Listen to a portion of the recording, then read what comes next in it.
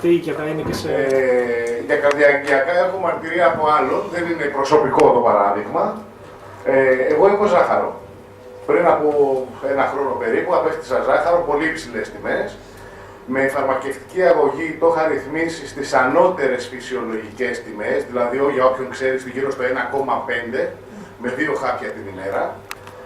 Από τη στιγμή που ξεκίνησα να καταναλώνω καφέ και τσάι, ένα καφέ το πρωί και ένα τσάι το απόγευμα, οι τιμές μου, έκοψα το ένα χάπι, έπαιρνα 2 χάπια την ημέρα, έκοψα το βραδινό χάπι και οι τιμές μου είναι άκρως φυσιολογικές, είναι στο 0,8 τιμή του ζαχάρου. Είναι το φυσιολογικότερη, η φυσιολογικότερη τιμή, ακριβώς, η φυσιολογικότερη τιμή του ανθρώπινου οργανισμού.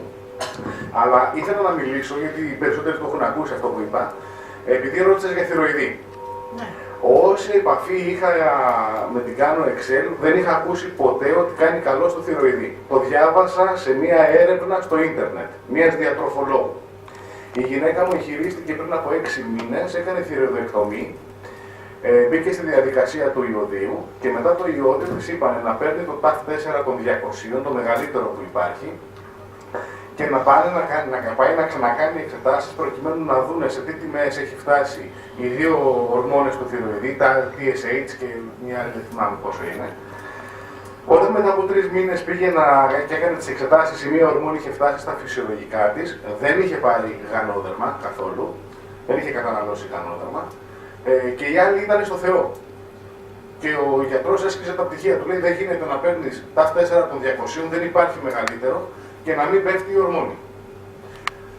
Συνέχισε να παίρνει το TAF4 των 200 και έλα σε ένα μήνα ξανακάνει εξετάσεις να σε ξαναδώ. Εκεί ήταν η χρονική στιγμή που γνώρισα το γανόδερμα. Διαβάζοντας στο ίντερνετ ότι βοηθάει και στο θηροειδή, της λέω, οκ, συνεργάτης της Κάνω είμαι, χοντρική τα παίρνω στο φινάλε, εκεί που πίνω εγώ ένα καφέ και ένα τσάι, πίνε και εσύ μαζί μου. Οι εξετάσεις της έγιναν την περασμένη Δευτέρα. Οι τιμές είναι στο 0. Χωρίς κάψουλα, μόνο το τσάι. Τα μπουκαλάκια. Χωρίς κάψουλα. Μιλάω καφέ και τσάι. Και το τσάι είναι καφέ και τσάι. Ένα καφέ το πρωί, παιδιά, σηκωνόμαστε το πρωί, να πάμε στις δουλειές μας.